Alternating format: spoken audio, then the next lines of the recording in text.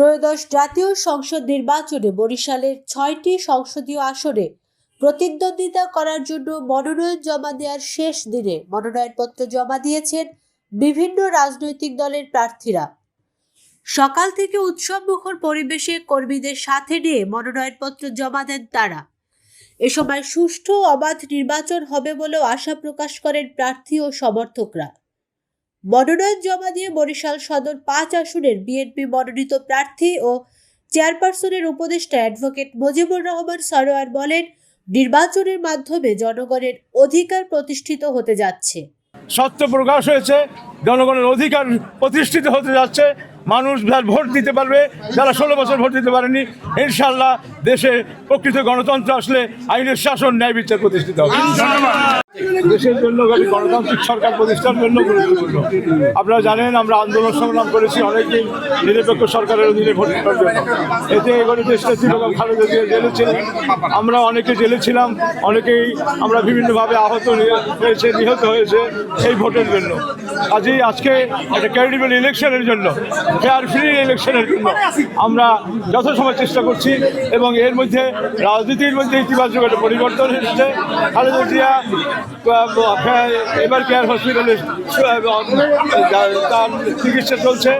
এর মধ্যেই আমাদের দেশের ঐতিহাসিক একটি বিষয় আমার জনাব তারেক রহমানের স্বদেশ প্রত্যাবর্তন।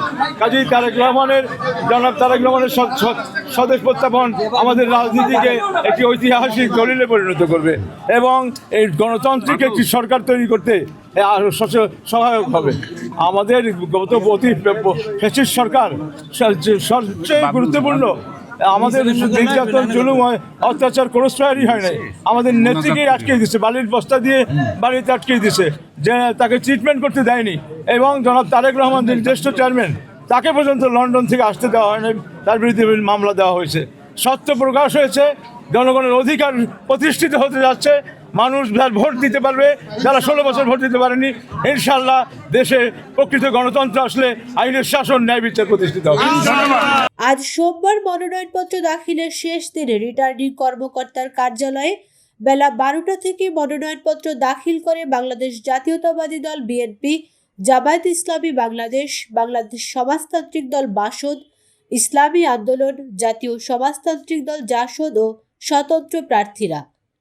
সকালে মনোনয়নপত্র জমা দেন বাসদের বরিশাল সদর ৫ আসনের প্রার্থী মনীষা চক্রবর্তী। তিনি সুষ্ঠু নির্বাচনের আশাবাদও ব্যক্ত করেন। আশঙ্কা আছে যে সরকার সবার প্রতি সমান আচরণ করবে কিনা, কোনো দলকে বিশেষ সুবিধা দেবে কিনা, এই ধরনের আশঙ্কা জনগণের মধ্যে আছে।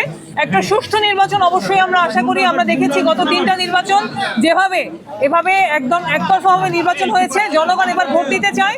আমরা আশা করব প্রশাসন সেই ভোটের পরিবেশ নিশ্চিত করতে উদ্যোগ নেবে।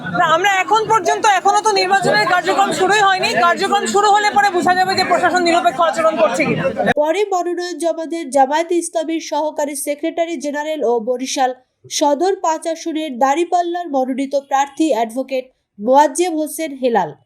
মনোনয়ন জমা দিয়ে নির্বাচনে লেভেল প্লেইং ফিল্ড নেই বলেও অভিযোগ করেন তিনি।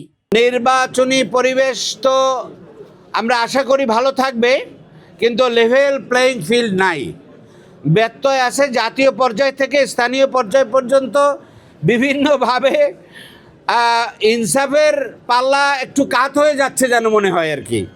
আছেন বরিশাল মহানগর আমির অধ্যক্ষ মাওলানা জহিরুদ্দিন মোহাম্মদ বাবর, নায়েবে আমির জনাব মাহমুদ হোসেন দুলাল, সেক্রেটারি জনাব মাওলানা মতিউর রহমান, মাওলানা অধ্যক্ষ হাবিবুর রহমান সহ অন্যান্য নেতৃবৃন্দ সহ এখানে বরিশালের ৫ আসনের বিভিন্ন জনগণের প্রতিনিধিত্বমূলক বিভিন্ন সম্মানিত ব্যক্তিবর্গ আছেন। আজকে আমরা নমিনেশন পেপার সাবমিট করলাম।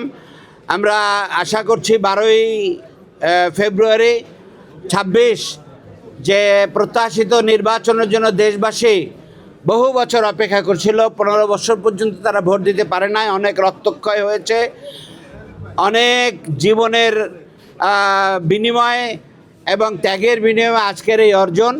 আশা করি এই নির্বাচন সুষ্ঠুভাবে সম্পন্ন হবে, দেশের জনগণ ভোট দেবে এবং তাদের প্রত্যাশিত জনপ্রতিনিধি তারা নির্বাচন করে বাংলাদেশকে ন্যায় এবং ইনসাফ ভিত্তিক একটি সমাজ বিনির্মাণ, লুটপাট, সন্ত্রাস, চাঁদাবাজ এবং ন্যায় এবং ইনসাফের বাংলাদেশ তারা গড়ে তুলবে ইনশাআল্লাহ। নির্বাচনী পরিবেশ তো আমরা আশা করি ভালো থাকবে, কিন্তু লেভেল প্লেইং ফিল্ড নাই, ব্যত্যয় আছে। জাতীয় পর্যায় থেকে স্থানীয় পর্যায় পর্যন্ত বিভিন্নভাবে ইনসাফের পাল্লা একটু কাত হয়ে যাচ্ছে যেন মনে হয় আর কি।